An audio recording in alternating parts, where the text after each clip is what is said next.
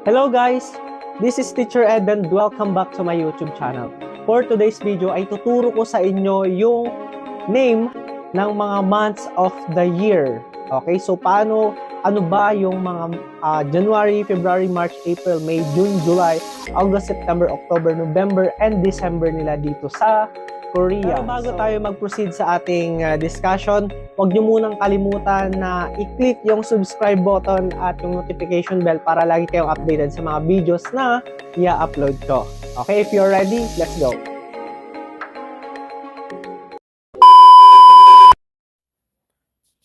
Months of the year in Korean. So, kailangan nating aralin ang months of the year in Korean dahil wala tayong January, February, March, April. Wala tayong mga ganon in Korea.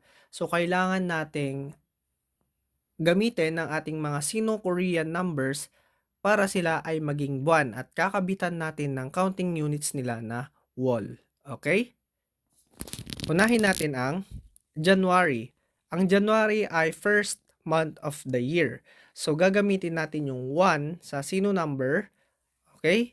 Which is yung il, tapos dadagdagan natin ng wall. Kaya magiging irwall. January is irwall. Hindi siya 1 month, okay? Ito ay, ibig sabihin nito ay first month, irwall. Next, we have February, ang ating second month of the year. Gagamitin natin yung number 2, which is yung E, tapos lalagyan natin ng wall. Kaya, ang February natin ay E, wall. Next, we have March. March ay ang ating third month of the year, kaya gagamitin natin yung 3, and then lalagyan natin ng wall.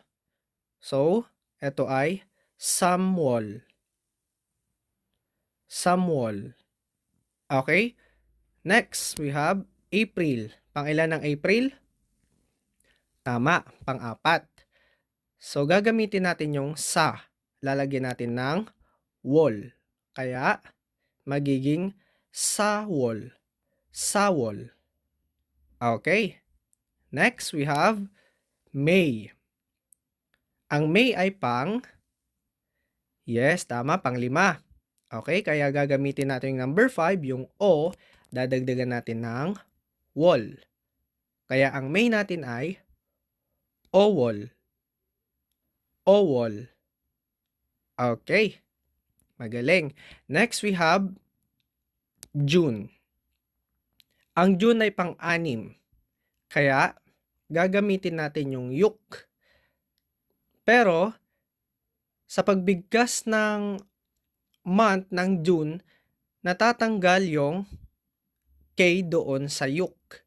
Kaya, ang gagamitin natin ay U and then wall. Pareho sila ng October. Si October ship, tatanggalin lang natin yung P sa baba, kaya she lang siya. Anyway, dito muna tayo kay June. Okay?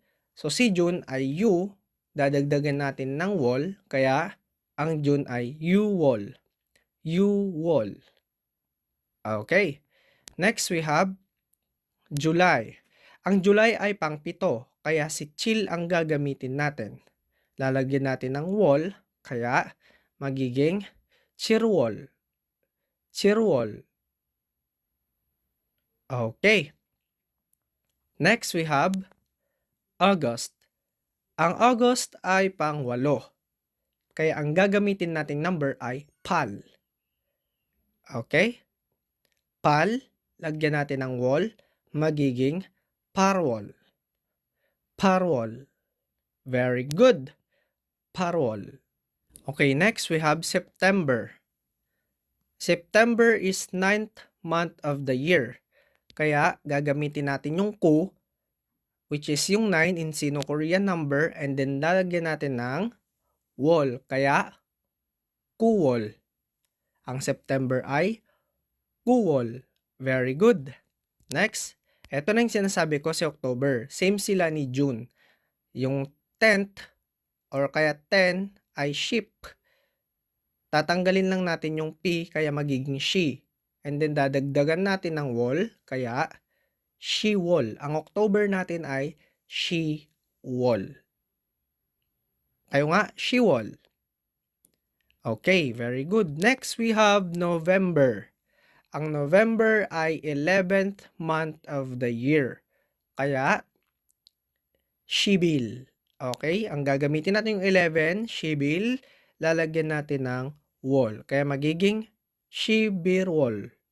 Shibirwol. Okay, very good. Next, we have December, ang ating 12th month of the year. Kaya magiging Shibi plus wol, magiging Shibiwol. Shibiwol.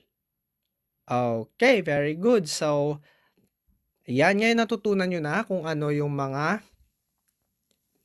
tawag sa buwan dito sa Korea.